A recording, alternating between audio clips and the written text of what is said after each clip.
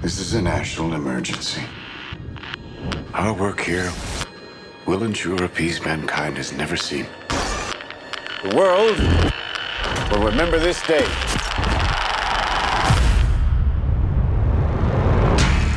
This is arguably the most important story of our time.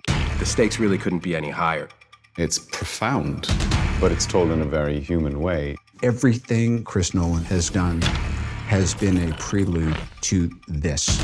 This is not a film, this is an experience. It is a heart-in-your-mouth thriller. I've been interested in Oppenheimer's story for a long time. At some point, I learned this key piece of information that in the lead up to the Trinity test, they were dealing with the very small possibility that when they pushed that button, they would set fire to the atmosphere of the Earth and destroy the entire planet. And yet, they pushed that button. I wanted to take the audience into that extraordinary moment in human history. 3, 2, 1, 0. All America's industrial might and scientific innovation connected here. A secret laboratory. Cillian playing Oppenheimer was the centerpiece of the film, but I knew that he was going to need the most extraordinary ensemble around him. Let's go recruit some scientists. The people involved in the Manhattan Project were charismatic individuals. They're very talented. The world that Oppenheimer inhabits is filled with rock star scientists. And I think because we have all these fantastic actors, you really buy that.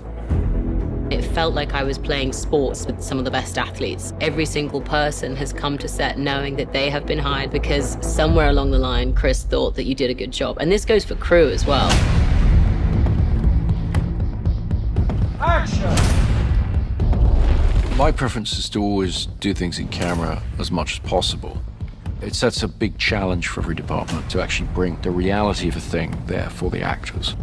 Every crew member on this film has to adjust their work for the IMAX screen. IMAX can contain 18K resolution per frame, which is by far more than any digital camera. It gets thrown up on a gigantic screen, and the moment you watch it, it's very evident. The quality is unprecedented. This is a story of America in the 20th century, so I think it can be painted on that big of a canvas, and what better way to do that but with IMAX cameras. Why would we go to the middle of nowhere for who knows how long? I always try to use real locations as much as possible. With location shooting or sets, the more things can just be real, the better they're going to feel to the audience. There's almost no studio work on this film. Everything is location. The sets were built in such a way that they felt incredibly authentic. We built our Los Alamos at Ghost Ranch, New Mexico, which is along the same mountain range that Los Alamos proper sits on. This was very important, and I based all of this on research. We built all of these buildings 360. We want it to feel like you are right there, you are in this is happening, this is real. This isn't a backlot. It's just the most transporting thing, you know, when you're there and it just looks exactly like Los Alamos 1940s must have looked, and you know that no detail has been overlooked. You know, we also shot in a huge amount of the real locations. We shot in Oppenheimer's house, in Los Alamos. We shot in Princeton. Walking through Princeton, it's really very funny because people, you know, they're walking around and they go. Shooting those scenes, playing the characters who really had versions of these events happen there, you just get a real charge out of it, you know? This is a matter of life and death. But I can perform this miracle. When you do Chris's movies, things that when you read a script you normally would think would be visual effects, you know that you're going to be doing this stuff practically.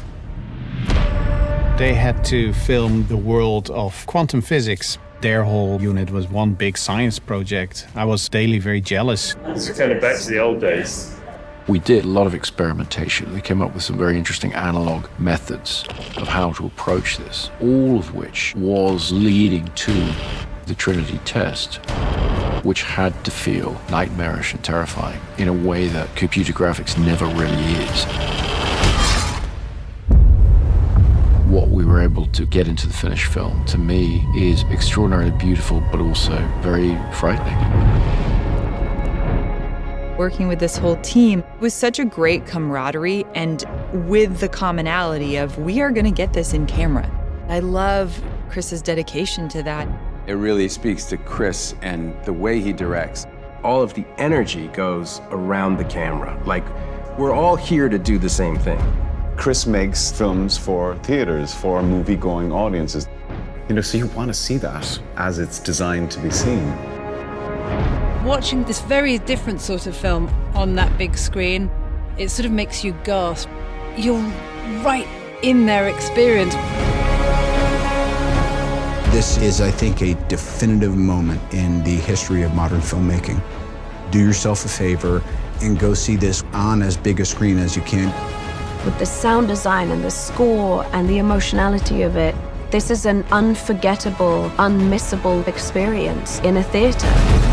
You are the man who gave them the power to destroy themselves. We made Oppenheimer on the largest scale possible because the idea is to come and experience this. His story is monumental and epic and extraordinary. It really has to be seen on the big screen to be believed.